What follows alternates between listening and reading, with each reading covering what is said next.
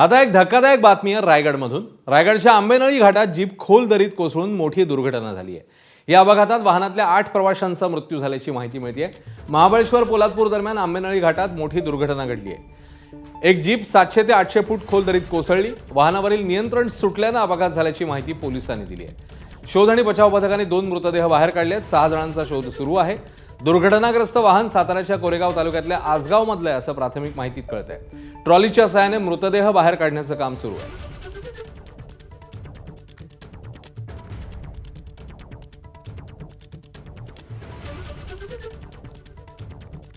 आज आपण बघतोय कुठे बॅरिकेडेशन नाही बघा तुम्ही। इथं स्टेशनपासून साधारणतः 500 ते 700 फुटावर खाली 2 बॉड्या होत्या, 2 मृतदेह होते आणि एक मृतदेह बाजूला पहिला रेस्क्यू केला तेव्हा मी खाली पोहोचलो आणि दुसरा जेव्हा काढला तेव्हा तो असा पलटी होता, म्हणजे तोंड खालच्या बाजूला होता।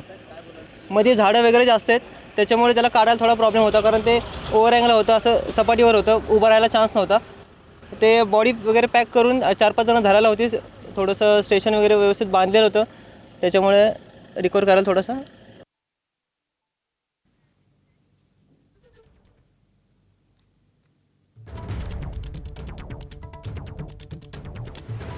तर अपघातातल्या मृतांची नावं काय आहेत आपण बघतोय। रितेश राजेंद्र लोखंडे वय वर्ष 25, महेश अनिल पवार 25 वर्षीय, आदित्य अशोक साळुंखे 21 वर्षीय, 20 वर्षाचा सुहास जितेंद्र लोखंडे, तर 18 वर्षाचा अंश समीर चव्हाण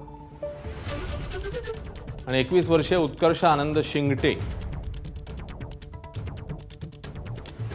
25 वर्षीय अनिल अभिमन्यू शिंगटे, संदीप काटकर वय 35 या सगळ्यांचा या अपघातामध्ये मृत्यू झाल्याचं आता समोर येत आहे। तर रायगडमधल्या आंबेनळी घाटातल्या अपघाताला राज्य सरकार जबाबदार आहे असा घणाघात ठाकरेंच्या शिवसेनेचे रायगड जिल्हा संपर्क प्रमुख संजय कदम यांनी केलेला आहे।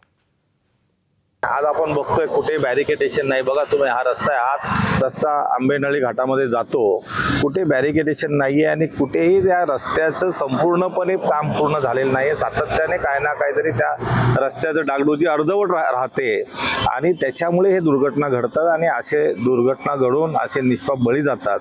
ह्या बळीला राज्य सरकारच जबाबदार आहे, इथला ठेकेदारच जबाबदार आहे। सातारामधील आसगाव गावातल्या 5 जणांचा यामध्ये दुर्दैवी मृत्यू झालाय। हे 5 जण एकाच गावातल्या एकाच रस्त्यावर राहणारे आहेत, त्यामुळे गावामध्ये शोककळा पसरली आहे। गावातल्या प्रत्येक घरात सध्या रडण्याचे आवाज ऐकू येत आहेत। हे दृश्य अत्यंत हृदयद्रावक आहे। यात रितेश लोखंडे या तरुणाचा मृत्यू झालाय, त्याच्या वडिलांनी या संदर्भात प्रतिक्रिया दिली आहे। मन लागत नव्हतं, दिवसभर सारखं फोन करत होतो, सारखे दिवसभर 50-60 फोन मी त्याला केला असतील। फोन बेल वाजत होती पण ते उचलत नव्हता। नंतर मी काय तरी माझ्या मनात येणार हेच होईना, मग संध्याकाळी 7 वाजता मी जाताना परत फोन केला माझ्या मुलाला, मोठ्या माझ्या भावाला, मुंबई रस्त्याला फोन केला। त्यांनी भाचीला माझ्या फोन केला की अरे असं आपली पोरं घरी आले नाहीत।